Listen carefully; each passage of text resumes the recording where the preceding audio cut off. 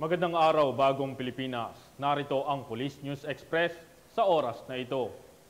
Sa hindi inaasahang sitwasyon, nasabat ang mahigit 6 na milyong pisong halaga ng ilegal na droga mula sa isang driver ng motorsiklo na nasangkot sa aksidente sa kalsada sa Murcia, Negros Occidental. Magbabalita dyan si Patrolwoman Glidel Astrologo. Isang aksidente sa kalsada ang kinasangkutan ng isang 29 na taong gulang na lalaki sa Barangay Salvacion, Murcia, Negros Occidental na nagresulta sa pagkakakumpiska ng tinatayang 6,800,000 pesos na halaga ng iligal na droga nito lamang ika-7 ng Setyembre taong kasalukuyan.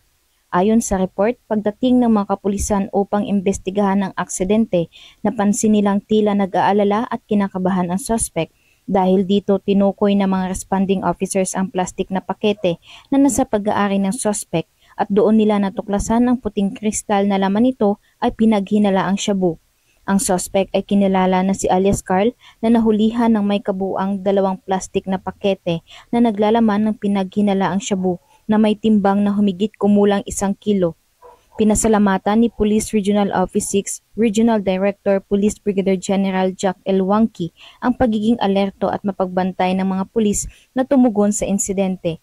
Inatasan niya rin ang pamunuan ng Negros Occidental Police Provincial Office na magsagawa ng masusing investigasyon upang matukoy ang background ng suspect at ang pinagmulan ng pinaghinalaang iligal na droga.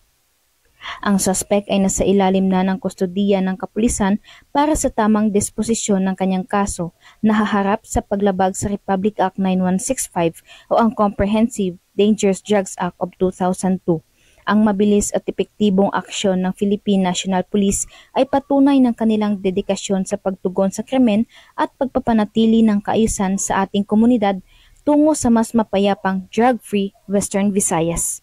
Mula dito sa Police Regional Office 6, ako ang inyong PNN Correspondent, Patrolwoman Glidel Astrologo, alagad ng batas, tagataguyod ng Balitang Pulis. Maraming salamat, Patrolwoman Astrologo. At para sa iba pang napapanahong balitang pangpulisya, laging tumutok sa Police News Network, alagad ng batas, tagataguyod ng Balitang Pulis. Ako po si Patrolman Joshua Jimenez, nagbabalita para sa Police News Express.